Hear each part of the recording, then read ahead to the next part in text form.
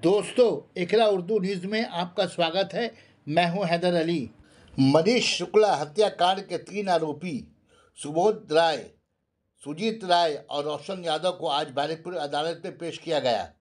आपको बताता चलूं कि 4 अक्टूबर 2020 टीटागढ़ थाना के सामने मनीष शुक्ला की गोली मारकर हत्या कर दी गई थी।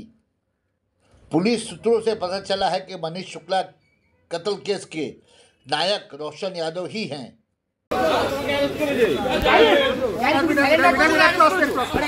বলছি স্যালেন্ডার করেছো, বলছি স্যালেন্ডার করেছো, স্যালেন্ডার করেছো, বলছি স্যালেন্ডার করেছো। আরে পড়বি নিজে না স্যালেন্ডার না রে, কিছু বলবে স্যালেন্ডার না রে।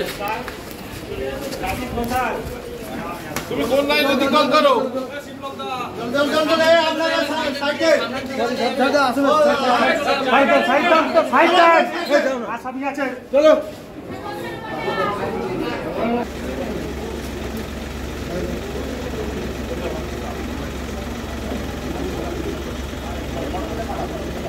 বুঝি এই পাশে এই পাশে এই পাশে হাত দাও, এই পাশে এই পাশে আমি আছি, সেই জন্য বলছি।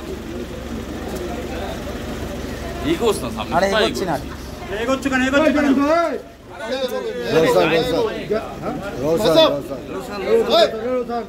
रोशन मुनीष को मारा क्या? रोशन मारा क्यों?